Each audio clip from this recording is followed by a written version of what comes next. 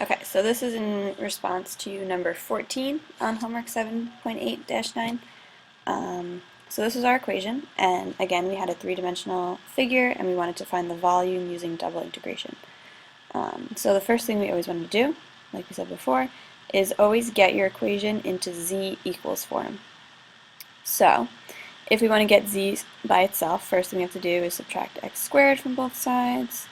So we get z squared equals 81 minus x squared, and we want z, not z squared, so we're going to square root both sides, and we get z equals the square root of 81 minus x squared.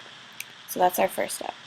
Second step is we want to graph it in the xy plane. So they showed on my picture that it's crossing at 9, so 1, 2, 3, 4, 5, 6, 7, 8, 9.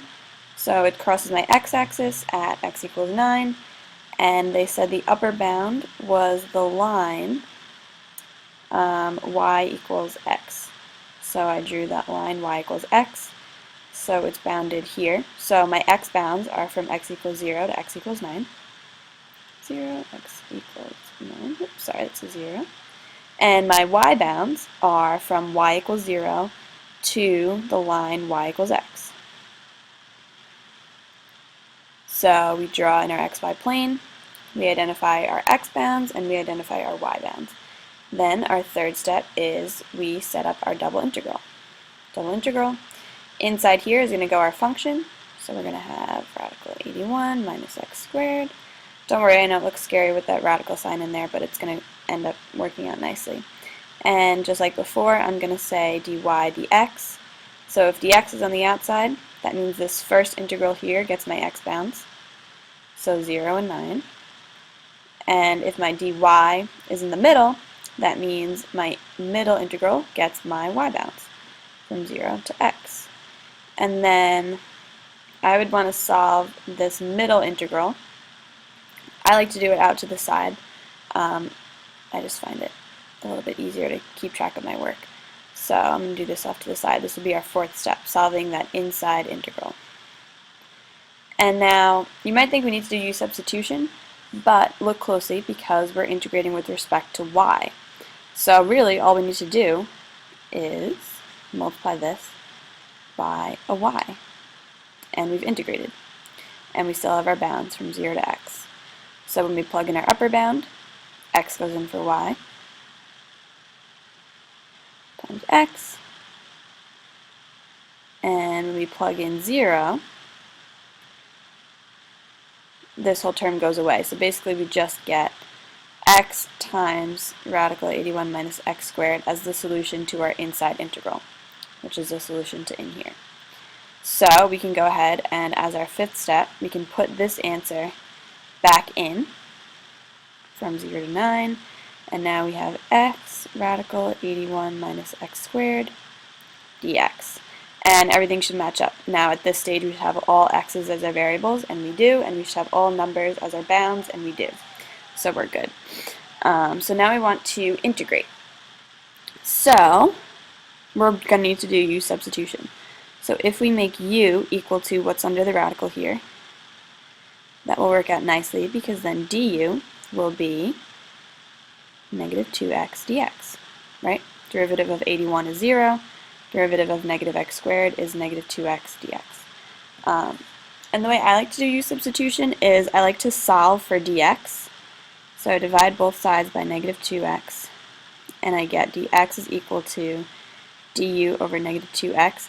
And now I know that this I can just put in for dx, and I don't have to worry about which number gets multiplied out in front here. I just put this whole thing in for dx, and I put this whole thing in right here. Or, sorry, I put u in for right here. So then we get, I'll just do that over here. So we get the integral x radical u. Instead of writing dx, I'm going to write du over negative 2x. And look, we see that this x cancels with this x out on the bottom. So this is basically the same as that, right? All I did was rewrite this with that negative 1/2. And this negative 1/2 can actually be brought out to the front of our integral as a constant.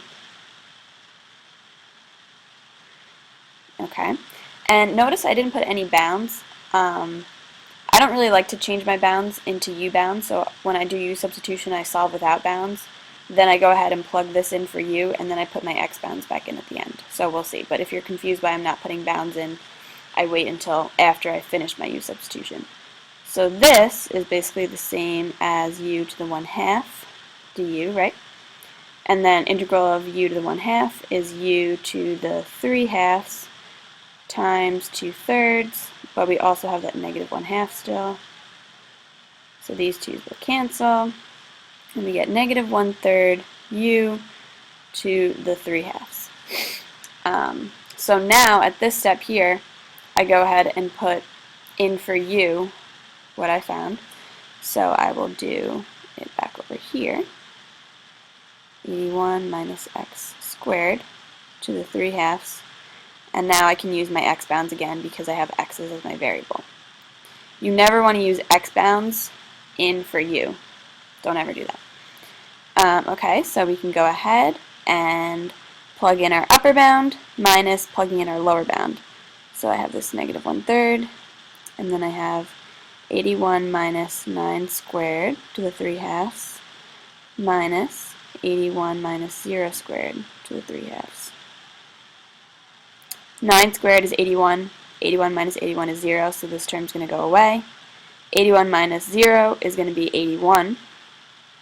So I basically have a negative 81 to the 3/2. And when I do 81 to the 3/2 on my calculator, I get 729. And when I multiply that by, oh, and it should be, sorry, a negative 729, right? Because we still have that negative there. Negative times a negative, we're going to get a positive answer, which is good. We never want a negative volume. That wouldn't make sense. And we multiply by 1/3, we get as our final answer 243. So that would be my answer for my problem. But the main things we want to focus on are the steps. So again, our first step here, get it into z equals form. Second step, we plot on the xy plane. We figure out our bounds. Third step, we set up our double integral. Fourth step, we take that middle integral off to the side. Fifth step, we integrate with now respect to x. We had to do a little u substitution off to the side, and we should get a positive number for our final answer. It's always a good way to double check. All right, good luck.